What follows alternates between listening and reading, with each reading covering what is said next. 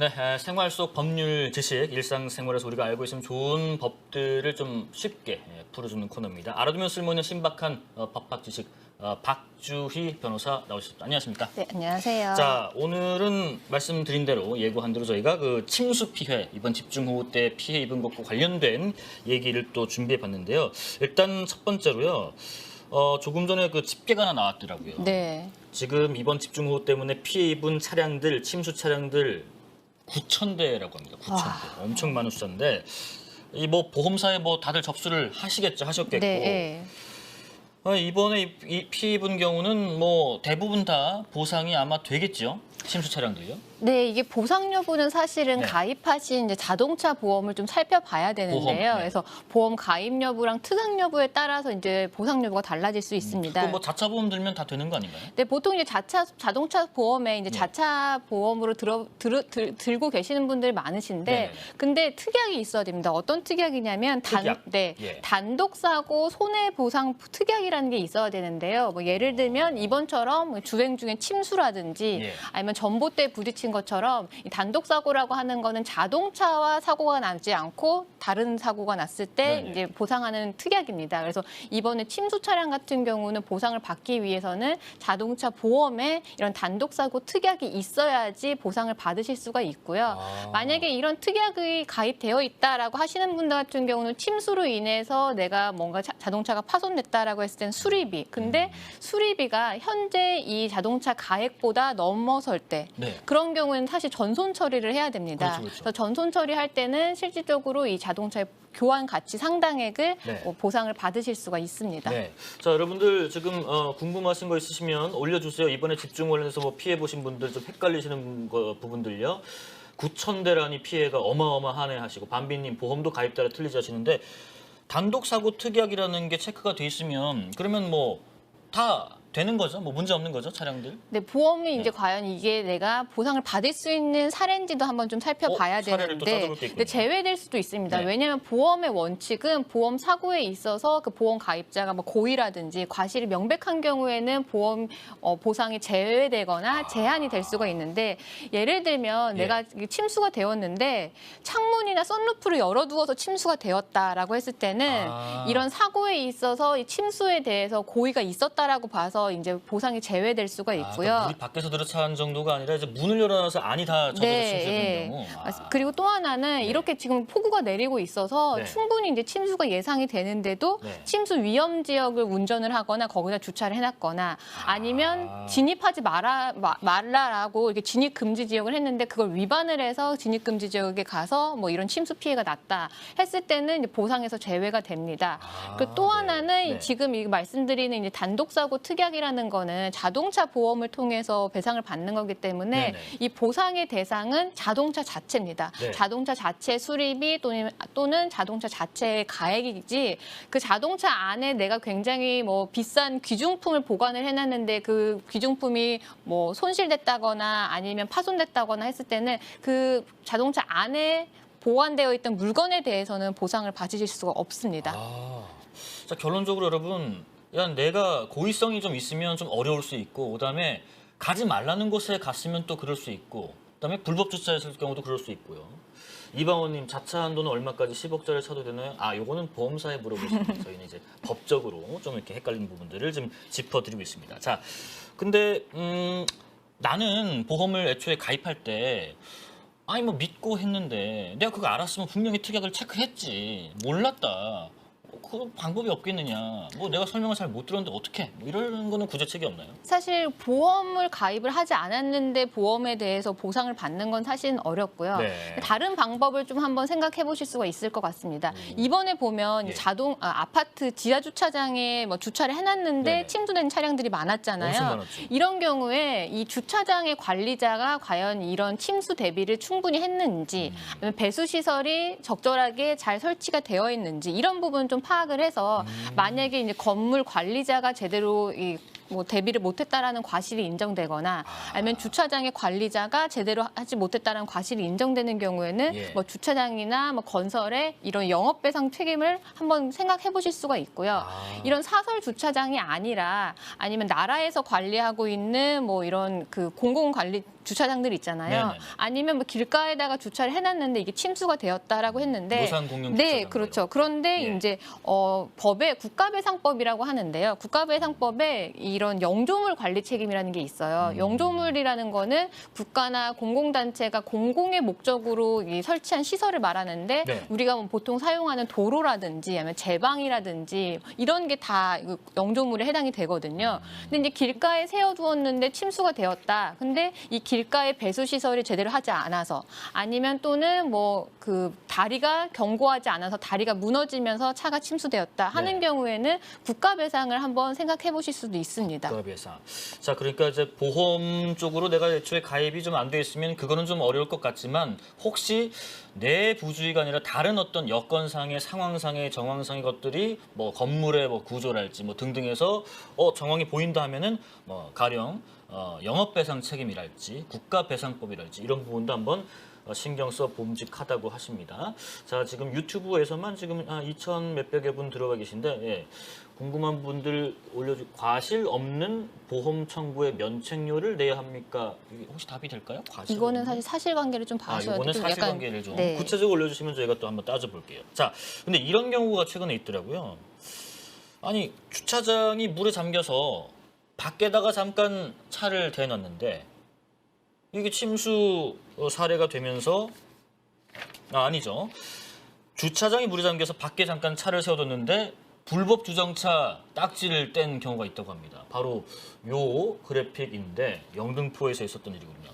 이 경우는 과태료 내야 돼요? 따질 수 없네. 아니 침수돼서 100개 뺀 건데 이 좀 특수한 경우인데. 되게 억울하실 것 같아요. 예. 화가 나실 것 같고 네. 안 그래도 지금 비가 와가지고 피해가 있어서 힘든데 네. 이런 주정차 딱지까지 떼었으니까 네네. 그래서 이런 경우에는 과연 이 주차에 불법성이 있는지에 대한 판단이 좀 필요할 것 같아요. 이런 네. 딱지를 붙인다라는 건 결국은 불법 주정차라는 거잖아요. 그렇죠, 그렇죠. 그런데 형법에 어떠한 이 법리가 있냐면 긴급 피난이라는 게 있어요. 긴급 피난. 네, 긴급 피난이라는 경우에는 이제 어떤 그 긴급한 위난 상황을 피하기 위해서 예. 법익을 침해했을 때 이런 부분에 대해서 정당화된다라는 법리거든요. 네네. 뭐 예를 들면 누군가가 나에게 길을 가고 있는데 누군가가 나에게 총을 겨녀. 그러면 그걸 피하기 위해서 다른 사람의 집에 이제 무단으로 침입을 했을 때 과연 이런 경우에 주거 침입으로 처벌을 할 수가 있겠느냐 이런 거거든요. 어떤 긴급한 상황을 피하기 위해서 다른 법익을 침해했을 때는 그건 정당화된다라는 그 법리이기 때문에 이런 경우에 내가 살고 있는 지하 주차장이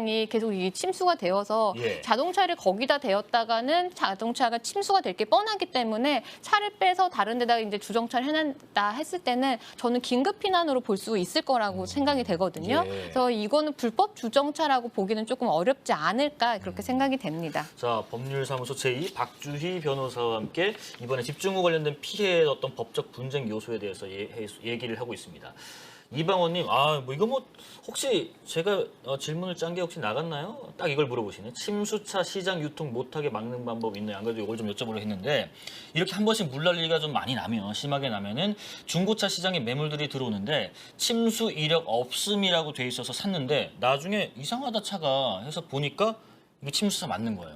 이런 경우에는 어떻게 법적 대응하면 되는지도 궁금합니다. 네, 일단 다들 이제 걱정이 이번에 너무 대량의 이제 침수차가 발생을 하면서 예. 중고차 시장엔 침수차가 굉장히 많이 이제 유입이 되는 거 아니냐 걱정하시는 분들이 많은데 네. 일단 중고차를 구매하실 계획이 있으신 분들 같은 경우는 침수차 여부를 좀 파악을 하시는 게 좋습니다. 그렇죠, 그렇죠. 네, 보험개발원에서 운영하고 있는 카 히스토리라고 하는 사이트가 있는데요. 예. 거기서 이제 자동차를 조회를 해보면 침수차 여부를 확인하실 수가 있습니다. 근데 다만 이 사이트도 완벽하지는 않아요. 그러니까요. 왜냐하면 보험개발원에서 운영하는 거기 때문에 전제는 보험 처리가 됐다라는 거거든요. 예, 예. 근데 아까 뭐 단독사고 처리 그 특약이 있는 경우는 이제 보험 처리가 가능하기 때문에 보험사에서 침수차 여부를 파악을 하는데 예. 보험 처리를 하지 않은 침수 차량 같은 경우는 사실 여기서 파악하기가 어렵죠. 그러니까요. 그래서 사실은 이 중고차를 구매하시는 분들이 이게 과연 침수차인지 아닌지 좀 꼼꼼하게 좀 살펴보시는 게 좋을 것 같고 네. 가끔 인터넷 보면 이제 침수차 여부 파악하는 방법들 팁이나 이런 게 돌아다니더라고요. 네. 뭐 안전벨트를 끝까지 이제 당겨봤을 때 뭐 침수의 흔적이 있으면 사지 마라 뭐 이런 게 있는데 만약에 이런 걸 내가 다 따져봤는데도 이제 침수차를 살 수 있는 경우가 분명히 있죠. 그러니까 속여서 사면. 침수차 아닙니다라고 딜러가 팔았는데 나중에 보니까 맞았어. 그럼 사기잖아요. 네. 그래서 이렇게 침수차를 내가 샀을 때 이제 법적으로 문제되는 건 이제 크게 두 가지입니다. 네. 하나는 이제 형사적인 거. 그래서 네. 이런 중고차 매매 딜러나 또는 뭐 개인 간의 거래라고 했다면 이제 매도인이 침수차가 아니다라고 네. 이렇게 속였거나 아니면 침수차임에도 침수차라는 사실을 말하지 않았다라고 했을 때는 그거는 형법상 사기죄가 성립을 합니다. 네. 그래서 이 뭐 형사 고소를 하실 수가 있고요. 네. 이제 민사적으로 보면은 이제 자동차에 하자가 있다라고 해서 민법상 하자 담보 책임 물을 수가 있습니다. 뭐 손해배상을 청구를 하든지 네. 아니면 계약을 해지하실 수가 있고요. 네. 또 자동차 관리법상은 내가 구매한 지 30일 이내에는 침수 차량이라는 걸 알게 되면 언제든지 해제를 하실 수가 있습니다. 자, 물론 요즘에 워낙에 잘 돼 있어서 대부분의 중고차 매물 나온 거는 아주 투명하게 잘 돼 있습니다. 간혹 가다가 이렇게 좀 피해 보시는 분들 계실 수 있으니까 저희가 알려드리는 거고요. 자, 그리고 지금 보면은 이렇게 폭우 같은 자연 재해 때문에 이제 거주지가 뭐 파손된다든지 아니면 뭐 침수된 상황에 놓였다는 가정하면 그런 분들을 우리가 보통 이재민이라고 부르는데 그런데 나는 분명히 침수 피해를 입었는데도 불구하고 이재민에 해당하지 않는 것 같다. 그래서 내가 지금 되게 억울하고 답답하다. 이런 저희 KBS 제보가 들어와서 그분 얘기를 좀 듣고 한번 저희가 얘기를 나눠보겠습니다. 월요일 날 그게 안양천이 비 와서 범람을 했거든요. 근데 그게 저희 지하 주차장으로 들어와서 지하 2층이 주차장이 침수됐고 지하 1층도 거의 무릎까지 물이 찼어요. 근데 그것 때문에 지하 2층에 있는 그 전기나 수도 시설이 나가서 지금 아파트 전체가 정전 상태고 단수 상태거든요. 그래서 저희 생활하는데 좀 불편해서 뭐 다른 데 가서 지금 생활하시는 분이 많아요, 지금. 실제적인 침수는 주차장에 발생을 해서 그래서 이재민 등록이 안 된다고 하는데 어쨌든 그걸로 인해서 뭐 정전, 수도 단수가 됐으니까 실질적인 이재민 피해를 입은 상태인데 그걸로 이재민 보호를 받을 수 있는 건지 좀 알고 싶거든요. 저 뒷부분 얘기가 핵심인 것 같은데 조금 애매할 수도 있겠네요. 네, 맞습니다. 말씀하신 것처럼 이재민이 이제 되려면 법에서 정한 요건에 충족을 해야 됩니다. 예. 이재민이라는 거 이제 우리나라에 있는 재해구호법에서 이제 규정을 하고 있는데 재해구호법에서는 이재민을 어떻게 정의를 하고 있냐면 예. 이런 재해를 통해서 주거 시설이 손상이 되어야 됩니다. 그래서 뭐 집이 떠내려간다라든지 아니면 집이 파손된다라든지 아니면 수리를 하면 살 수 없을 정도로 집 자체가 뭐 유실되거나 상실이 되어야 됩니다. 그렇기 때문에 이런 공동주택, 아파트 같은 공동주택에서 내가 실제로 살고 있는 나의 이 집 자체가 네. 침수된 게 아니라 네. 이런 지하 주차장이 침수가 된 경우에는 사실 재해구호법상 이재민은 해당이 되지가 않습니다. 네. 주거 시설이 좀 피해를 봐야 되는 경우가 이재민 요건 재해구호법상. 자, 그리고 이제 뭐 주거지도 주거지지만 상인분들, 시장 계신 분들 굉장히 피해도 큰 것 같은데 특히 전통시장도요. 갑자기 막 물 불어나니까 어떻게 할 수가 없었잖아요. 상품들, 물건 갖다 팔아야 되는 것들 다 지금 폐기 처분해야 된답니다. 그럼 이 상황에서는 혹시 법적으로 이 복구 비용을 좀 보존받을 수 있는 방법은 없을지도 궁금해요. 사실 이런 상가 같은 걸 네. 갖고 계신 분들 같은 경우도 보험이 가입이 되어 있으면 사실은 보험에 대해서 이제 보상을 받으실 수가 있는데 그렇겠죠. 풍수재해보험이라고 해서 나라에서 지원해준 정책보험이 있어요. 그래서 뭐 이런 태풍이라든지 아니면 폭우라든지 이런 걸 통해서 재해를 입었을 때 발생하는 손해에 대해서 보상하는 보험이 있는데 네. 문제는 이런 풍수해 보험 자체가 서울 시내만 따졌을 때 가입한 이 상가나 주택이 0.3%밖에 안 된다고 그래요? 합니다. 네, 아니면 뭐 상가를 갖고 계신 분들 중에는 이제 화재 보험 가입 많이 그거는 하시는데 많이 하시잖아요. 화재 보험에서도 풍수재 특약이라는 게 있는데 이 특약을 하신 분 같은 경우는 보상을 받으실 수가 있는데 문제는 이 특약 같은 걸 많이 가입을 하지 않으신다라는 거죠. 더더욱 도시 지역에 사시는 분들 같은 경우는 아무래도 이런 자연재해로 피해를 입을 확률이 적다 보니까 예. 이런 특약이나 보험 가입을 많이 안 하셔서 이런 보험의 처리로 과연 보상을 받으실 수 있는 분들이 많지는 않으실 것 그러니까 같고요. 설마 여기 서울 도심 한복판에 뭐 일이 일어나겠어? 뭐 이런 네, 그런 생각을 거죠. 했었겠군요. 그리고 뭐 이거는 이제 사실은 좀 작은 액수긴 하지만 이제 보험 처리가 아니고 아까 제가 이재민과 관련해서 규정하고 있는 재해구호법 예, 말씀드렸잖아요. 아까 말씀하셨던 네, 재해구호법. 재해구호법에 따르면 이제 재구호기금이라는 거를 조성을 해서 여기서 이제 이런 수해를 입으신 분들한테 이제 보상을 가는데요. 네네네. 소상공인 같은 경우는 점포당 최대 200만 원까지 보상을 받으실 수가 있습니다. 네네. 그런데 사실은 피해 액수에 비해서는 전부 보상을 받으실 수가 없기 때문에 네. 조금 적은 이제 보상액이긴 하지만 그래도 이런 부분에 대해서 도움을 받으실 수가 있기 때문에 네. 잘 챙겨 두시면 좋을 것 같습니다. 자, 많은 의견들, 궁금한 점들 올려주고 계신데 저희가 시간 관계상 다 들어드릴 수는 없을 것 같고요. 이런 부분도 좀 궁금하시네요. 그 집중호우 때, 폭우 때 이번에도 바람도 좀 적잖이 불었는데 간판 같은 거, 또 뭐 시설물 같은 거 이런 게 덜렁덜렁 하다가 탁 떨어져서 내가 맞았어요, 다쳤어요. 이런 경우는 누군가 책임을 물어야 되는데 이거는 뭐 건물주인지 아니면 뭐 그 층에 해당하는 상가 주인인지 아니면 뭐 지자체인지 궁금합니다. 그거는 이제 시설물의 소유와 관리 주체가 누구인지에 따라 다릅니다. 네. 만약에 이제 개인이 소유하고 있는 시설물에서 떨어져 나간 거다라고 했을 때는 이 민법상 공작물 책임이라고 해가지고 그 시설물을 관리하고 있는 점유자 그리고 소유자가 책임을 지게 되어 있습니다. 뭐 건물주 관리인이 되겠네요. 네, 그래서 설치를 잘못해서 그러니까 단단하게 고정을 해야 되는데 간판을 굉장히 헐렁하게 설치를 해서 이렇게 바람이 날아갔다. 아니면 이렇게 바람이 불 때는 굉장히 타이트하게 다시 한번 재정비를 해야 되는데 이런 보존을 못했다라고 네. 했을 때는 그로 인한 손해로 발생하는 경우에는 점유자 그리고 또 소유자한테 책임을 물을 수가 있고요. 네. 그런데 만약에 이렇게 내가 피해를 입은 이 시설물이 국가나 지자체가 관리하는 시설물이었다라고 뭐 했을 표지판, 때는 뭐 이런 거 네. 있잖아요. 이정표 나와 있는 거. 그런 경우는 이제 아까 제가 말씀드렸던 영조물체입니다. 국가배상. 그러니까 국가나 지자체가 예. 이렇게 바람이라든지 폭우라든지 태풍에 충분히 이런 시설물이 떨어져 나갈 수가 있음에도 불구하고 제대로 된 설치를 하지 못해서 피해를 네. 입었다라고 했을 때는 이제 국가배상을 청구하실 수가 있습니다. 알겠습니다. 좀 전에 그 속보 들은 것도 있네요.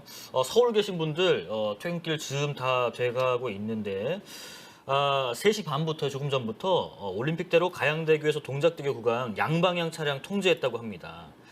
가양대교부터 동작대교 구간 양방향 차량 통제를 조금 전부터 했다고 하니까 이쪽 이동하시는 분들 신경 쓰시면 좋을 것 같습니다.